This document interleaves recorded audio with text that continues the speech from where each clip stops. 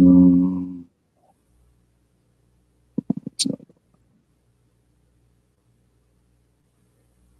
just remove it. Let's just remove it. It's forced me to reconnect with one of the things there. I'm not going to do that. All right. We are live. Leslie, nice to meet you. Miss Carpenter. Nice to meet you as well. Thank you for joining me on the podcast, entertaining this conversation. The audience is not familiar with you. So just as a generic introduction, just tell me a little bit about yourself. Who are you? Yeah, that's fine. I am a mom of a son with a very severe mental illness. And so he's been sick for about 16 years. And Okay. after a certain amount of time and running into so many barriers with trying to get him help, I decided to retire from my career as a physical therapist and enter into doing a lot of volunteer work to work on improving the mental health care system for the people with the most severe mental illnesses. And so I've gone into doing a lot of different work. I'm a lobbyist in the state legislature here in Iowa. I serve on the NAMI Iowa board. I teach a lot of NAMI programming. And then also for the past 2 to 3 years, I've been working for the Treatment Advocacy Center as their legislative advocacy manager on a part-time basis. Okay. On a personal level, what season are you in your life right now? Children grown out of the house. So, I'm in my 60s, and I was fortunate enough to have squirreled away enough money where I was able to make that decision to retire from my regular first day job and go into this other work. But very much kind of empty nesters, but still having a lot of responsibility for ensuring good care for our adult son who lives with a very severe schizoaffective disorder. Does your son live with you? No, he does not. Okay. Is he in some form of assisted living, or is he living independently with the disorder? That's a really good question. He is living at a residential care facility up in Mason City at an agency called 43 North Iowa. He is sick to the extent that it has not worked out for him to stay living with us in our home. He needs a higher level of care than just 2 normal parents can provide. Okay. I'll get into that in a little bit here. I'm curious about your the lobbying aspect. I'm a naive person when it comes to politics. Give me your understanding of politics, the importance of it, and maybe just help me, maybe the audience understand what is the significance of being a lobbyist. Sure. So I didn't start out as a lobbyist, just to be really clear. I started out as a mom, going to our local legislators and saying, hey, we need help. We need to work on these things. And so the first bill that we got passed was actually with just my husband and I asking one of our local senators to run a bill for us. And we went over as citizens to advocate for the passage of our bill, and we were successful in getting that to happen. That was to allow for assisted outpatient treatment in the state of Iowa. But after that experience, and from that experience and getting involved with NAMI, eventually I came to see that if you want to influence helpful legislation for people with mental illnesses, it helps to be in the room. The sausage gets made by the people and the players who are in the room. And so being a registered lobbyist, even though I'm not getting paid by anybody to do that, so I'm pretty unique in that element. Being registered allows you to get better access to the legislators. It allows you to register for and against bills. It gives you some increased access and I guess an increased level of credibility when you're engaging in this work. Can anybody be a lobbyist? It depends upon the state. So in Iowa, I would say the answer is very much yes. You have to register on the website officially. My registration and my financial reporting is pretty easy because my financial report literally every year says 0, 0, zero. And keeping it that way has made it cleaner, easier for me. I'm not beholden to a board of directors or a client. Who I'm beholden to is making the system work better for people with severe mental illnesses, and especially those who are so sick that they probably never will be there for themselves. They need a voice. Um, just to go back a little bit, what prompted you to be a lobbyist? Was it your circumstance with your son and how that progressed?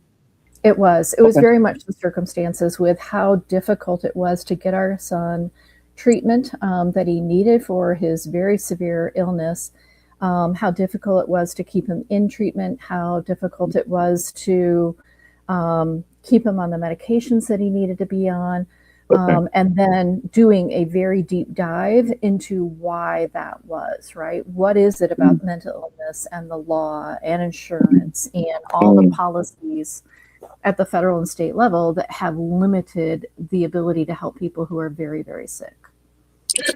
Is lobbying effective? I mean, why else would you do it if it wasn't? But I mean, it's really obvious. And how so? It's very effective because if you are there and you're establishing yourself as somebody who, number one, cares, it helps that we have a personal reason and a personal story to help explain why certain bills are needed and certain policies are needing to change. Okay. It helps to have that, as well as gaining credibility by having done the research and having the numbers and the data to back up your positions on things. So you can appear at subcommittee meetings on certain bills and say, hey, I really like this bill, but here's what would make it better, right? Or, gee, this is really great, but maybe pull out this one phrase because there's an unintended consequence for that one phrase, right? So you're able to influence the legislation that gets passed and educate legislators along the way so that they are also invested in making the system work better. Okay. Explain the political and government can be a very complicated, perplexed place, right? We hire government officials. The government officials that we elect sit at different various branches of the government, right? You have at the federal level and you have the state and local level, right? And the federal level is the things that you'd have to go to the Supreme Court in order to get changed. And then there are the local and state laws that are a little bit more influenced, that can be influenced at a local level. Is that I don't know. That's my overall take, very naive take on politics and government involvement in general. Yeah, let me answer that a little bit. At the federal level, of course, we have the federal government, and that's where you affect legislation. It is much more difficult to get federal bills introduced and passed through the process than it is at the state government. And not to say that it's super easy at the state government level either, but it's a little bit more possible to get actual bills passed. And one of the things you have to do when you're starting to work in this space is to really understand what things are happening because of a federal bill or law, what things are happening because of a state level bill or law, right? And what things are happening that really can be influenced by just getting people to communicate and cooperate with each other, all the players in the system at the local level to, fix some of the gaps. So it takes time to dive in and really do the research and understand what you need to change to get the outcome that you're looking for. And you're right, it's complex, it's difficult, it's political, it can be partisan. The one blessing of working on this, for people with severe mental illnesses is that it's not partisan. These illnesses happen to people of every race, every background, every family type. So there's people in both parties who have loved ones with mental illnesses that they want to work, and they're invested in making it work better for them. So when you talk about being a lobbyist, is this something that where you essentially gravitate. It's a gravitation point for people who have like-minded interests that want you to lobby for particular laws to be passed to make things better for the area of mental health. I mean, like, are you particular lobby specifically for mental health, essentially, or is the lobbying across the board multiple areas of concern? Yeah, that's a good question. My lobbying, I can only answer for myself. My lobbying is very focused in on the mental illness thing. So I don't go towards speaking for bills that have to do with other things. If it has to do with insurance coverage for the medications that we need, or insurance coverage for placements in certain types of facilities or hospitals, anything that has to do with taking care of people with a severe mental illness, I'm going to be there. But I stay away from some of the hot button issues because I need to be able to maintain positive relationships with people on both sides of the aisle. And so I really focus what I work on. Is there a necessity in your position as a lobbyist to be extremely diplomatic and make sure that you're in a like you were saying, alluding to? I'm just assuming you are not making sure you're stepping on anybody's toes. That's exactly right. That's exactly right. I'm trying to be very careful to be respectful of other people's political views and positions, and I stay focused on the issue. Staying focused on the issue helps me to avoid offending anyone, and it also keeps me being seen as a credible voice for the work that I'm doing to try to improve the care of people with mental illness. And so I'm very careful politically to not step out of that bound for the most part. And I feel quite fortunate that I have relationships, positive relationships with people in both parties. Believe it or not, I've been approached by people in both parties to run for office, which is kind of bizarre, but true. And for me, I think I'm getting a lot more work done as an advocate and as a lobbyist than I would if I were elected here. It's interesting. So you talk about elected government officials, and then there are lobbyists. At what point in the process do lobbyists play their part? So I elect officials. The officials then start to play their role in government with regards to introducing laws to help improve society as a whole at a state and local level, right? So you got the governor. And then you have what are the branches of leadership, and then where do lobbyists fit within that framework? Yeah. So lobbyists are mostly active during a legislative session, when the legislators who have been elected are introducing bills. But once you get going, we also are working in between session, right? So like over the summer, I'm going to be working on pitching the different types of bills that we're hoping for during the next legislative session, right? And the timing of that varies because right now a lot of people are running for re-election. So they're very focused in on their campaigns. They're looking to get past the primaries that are coming up here in a week or so. And then there's time where you'll have opportunity to meet with different legislators, educate them on things, and pitch bills or pitch ideas for bills, depending upon the legislator, right? And you start to learn, okay, who's likely to be continuing to chair the Health and Human Services Committee or the Judicial Committee. So you kind of focus in on the legislators who are probably going to be able to help champion a bill through the whole process.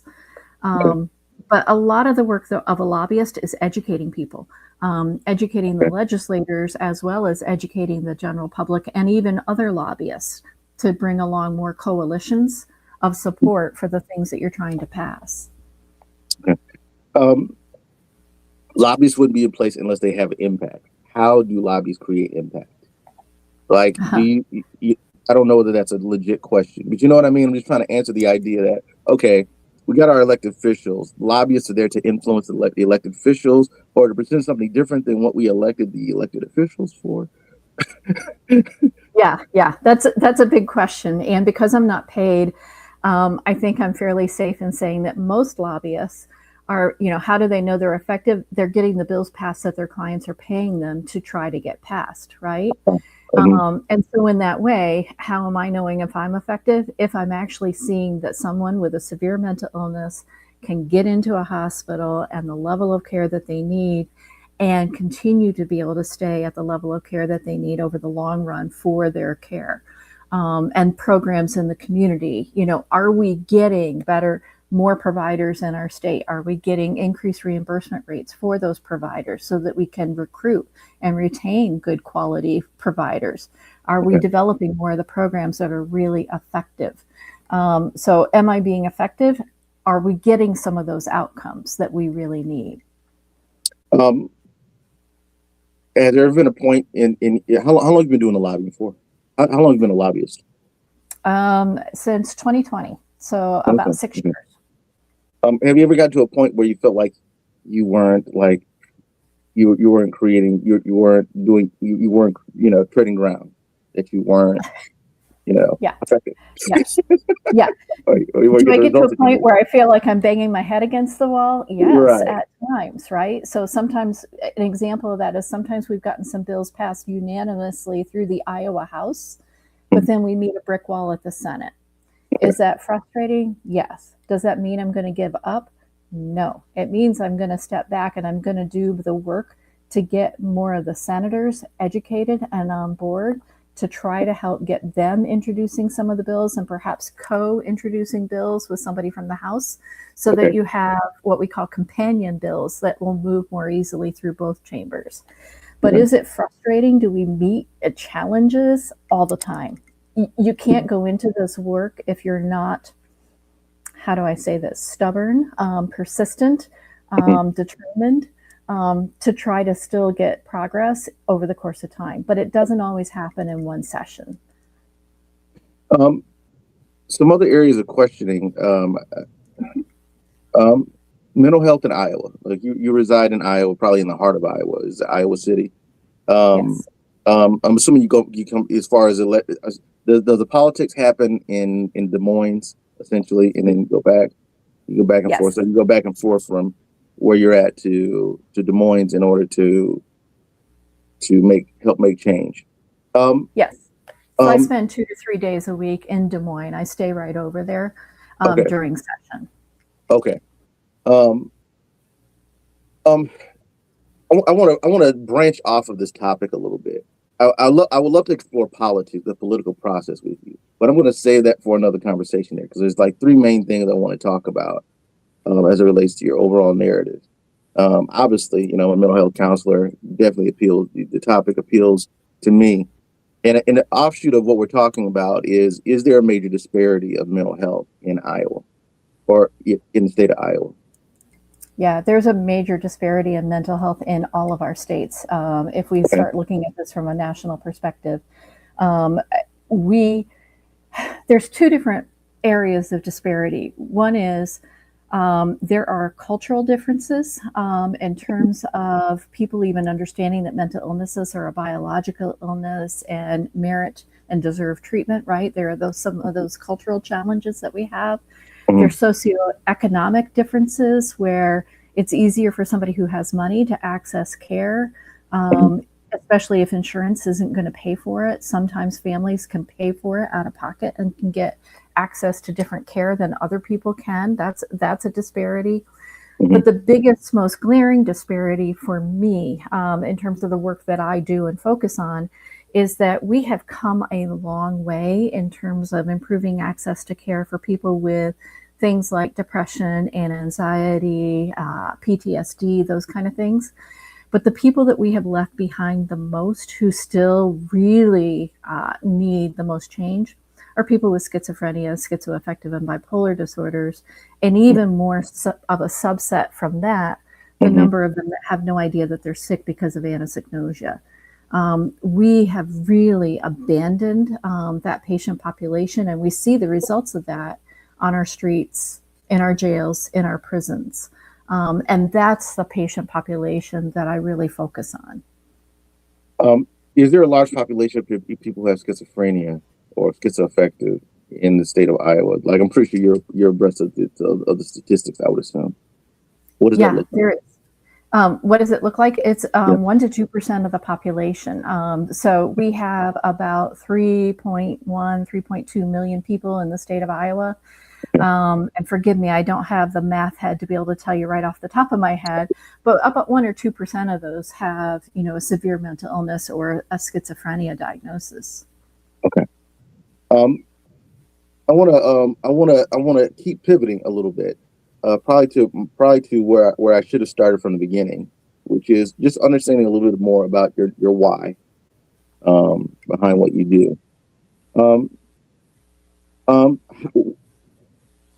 Is it okay for us to just briefly talk about your overall family experience and your experience with your son, sort of as this reinforcing narrative as to why you do what you do?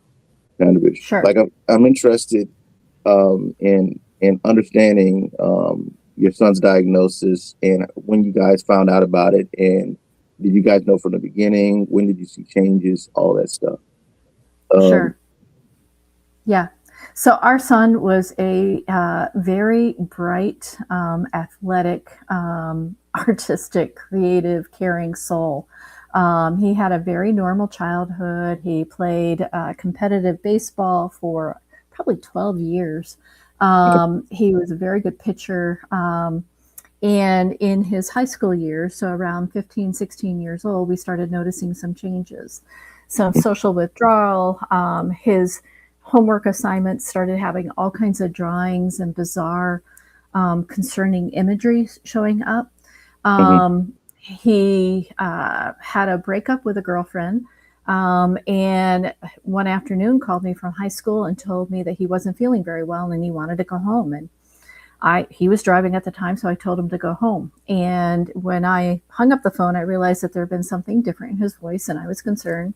So I got my staff to rearrange my patient schedule, and I left work and drove home and found him actually right upstairs in his bedroom, but over on his desk was our family's largest carving knife. And I remember looking at it and being really confused and asking him what he was doing with the knife up there. And he tried to push me off and tell me that he was going to make a sandwich. But, that made no sense. And so I pressed him about it. And that's when he told me he was thinking about killing himself. And so, like every other family we know, we sprang into action. We got him in to see his doc. He was admitted. And they diagnosed him initially with depression and anxiety, and then soon found that he'd already been self-medicating also with cannabis, unfortunately. And in the beginning, they thought that was primary. We went down the path of getting him into rehab and with a psychiatrist and a therapist. And it wasn't until about 3 years later that he had his first psychosis, and his diagnosis progressed to being a bipolar type 1 disorder at that time. And then 2 years after that, he started hearing the voices, or at least telling us he was hearing the voices and having the delusions and really persistent altered beliefs. And that's when they progressed his diagnosis to being a schizoaffective disorder. So it wasn't like day one, you see something's wrong, you get a diagnosis, you get a medication, and all is well. It was unlike anything else that we had ever experienced. And it was difficult to get him the care that he needed and to keep him taking his medication, because he has anosognosia and does not understand that he needs those medications. So all of a sudden you have this child who's 6'3" that believes he is God and he needs to save the world. Mom, why do you want to make me take that poison? So describe just for the audience's sake, describe anosognosia for the audience. You bet. So oftentimes, and I would say it's somewhere between 57 and 98% of people with schizophrenia, we see that people have neurological changes within their brain, within the frontal and parietal lobes, that make them unaware of their own illness. We see this with stroke patients. We see it with Alzheimer's and dementia. It's another form of it. And it comes in degrees, and it waxes and wanes as a person is either in a full florid psychosis, but even out of psychosis, kind of back to what we call baseline, or what his baseline is now. He has very persistent delusions that he needs to save the world and doesn't understand that he really needs to take the medication. I will say it's improved to a certain extent that he does understand that the medications quiet the voices and calm down that internal anxiety for him. Um, but there's still not a full ability to understand that he needs to stay on his schedule and in treatment consistently in order to do well and suffer less. So it's a really difficult part of loving somebody with a severe mental illness for the family, because most of us initially, we have no idea that this even happens. And we think we're dealing with stubbornness or denial. And so our interaction is not helpful at first until we are educated to understand, no, this is really neurological. There is not going to be talking someone into understanding what's going on. I wonder how difficult that weighed on you and your family going through that process. I mean, I'd imagine there's a level of grief associated with that. We had this relatively normal, healthy kid, and to see him digress, or at least to see him transition into something that was not who you thought who he was, or who you dreamed him to be. As a parent. Yeah, it's a term that we call ambiguous loss, and it's a real thing because you're losing someone to an illness, and while they're still there physically, they're not the same as who you raised, who you guided into adulthood, right? Suddenly there's this whole other thing taking control, and it's really, really difficult to see them suffering like that and to not have an ability to help them suffer less. So it's extremely hard on the family, on the parents, on the brothers and sisters. And it takes time to come to terms with it and process that grief. And for a lot of us, you're constantly having to reprocess that grief because things ebb and flow, right? Things get stable for a while and you think, oh, we're past this. And then another crisis arises, another psychosis happens that's new and different, and you're dealing with it over and over again. So it's like a prolonged grieving process, much like when you lose somebody to Alzheimer's or dementia. And one of my colleagues at the Treatment Advocacy Center teaches a wonderful series of classes on ambiguous loss. And I would highly recommend any other family out there consider signing up for that class because it really can be helpful.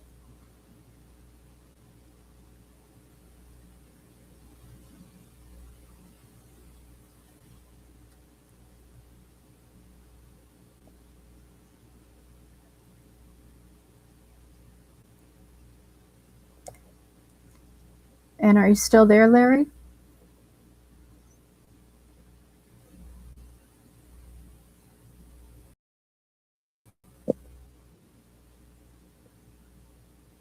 Can you hear me, Leslie? Now I can. Now I can. My goodness. This is the second time my computer's overheated. I'm being forced to buy a new computer. I've been trying to avoid it, but now there's not any choice. But anyways, this has been an interesting interesting dialogue with regards to understanding a little bit more about schizophrenia, about the political process.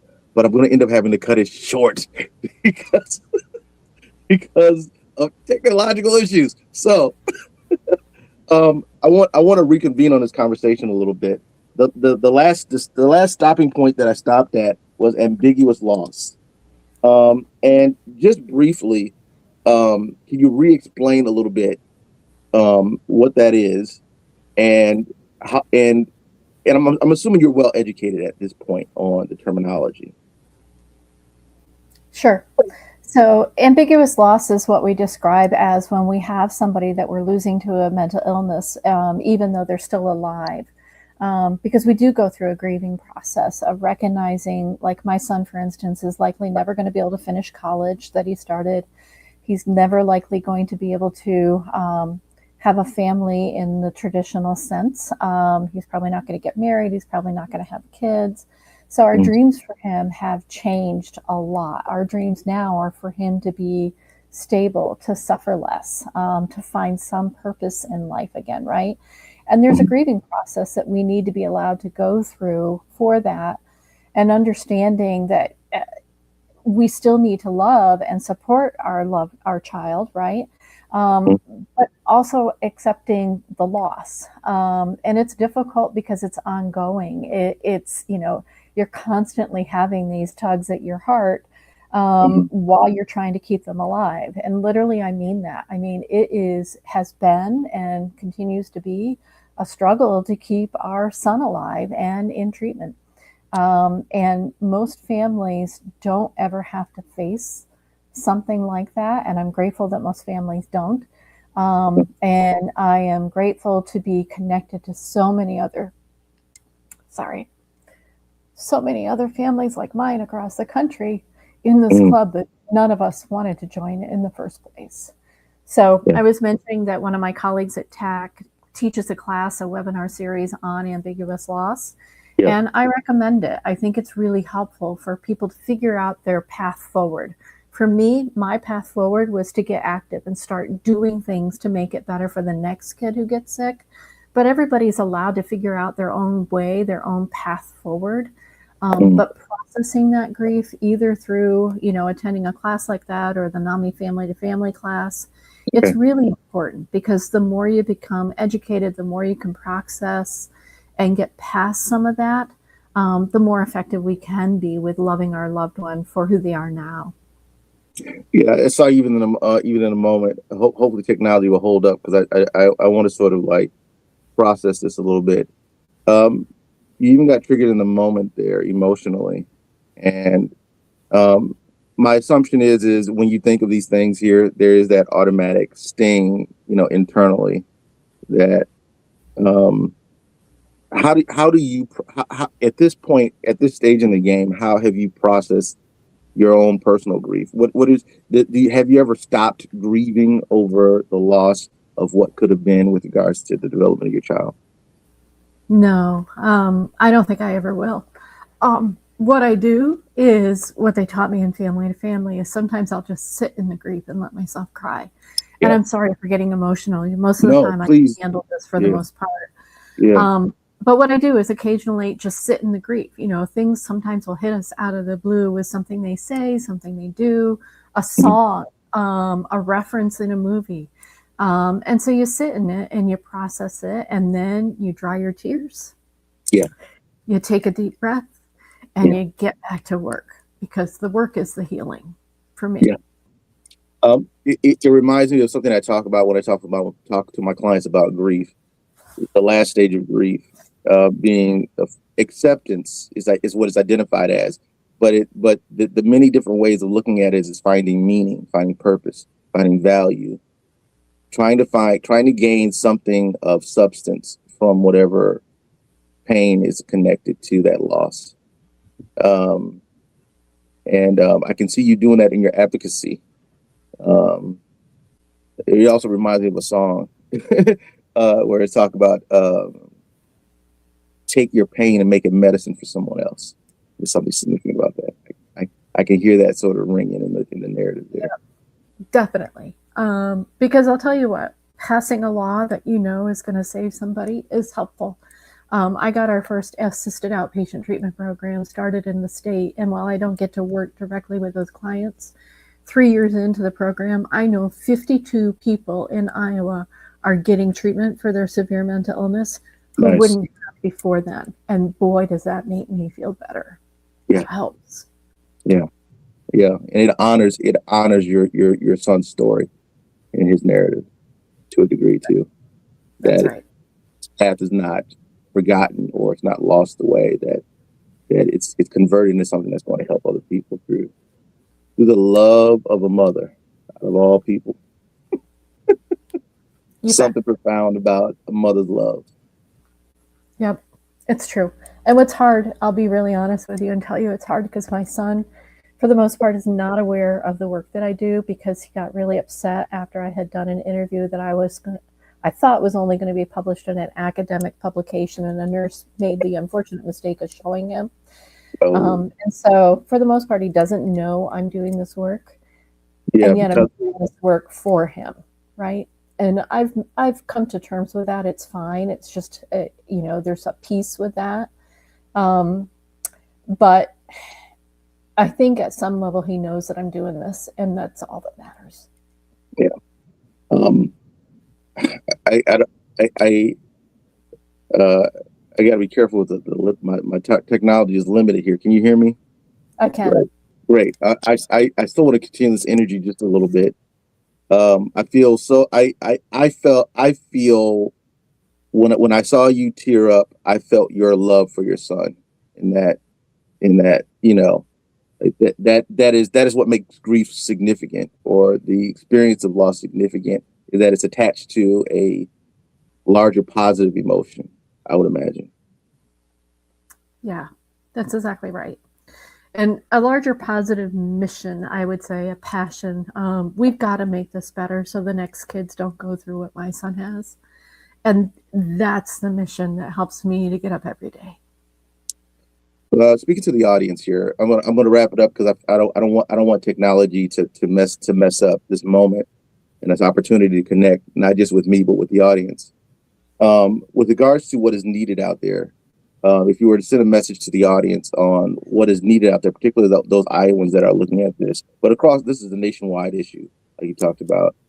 What if someone was to, in some way, lend their thoughts, hearts, and energy towards a particular area that is needed across the board, particularly in Iowa, what would that be?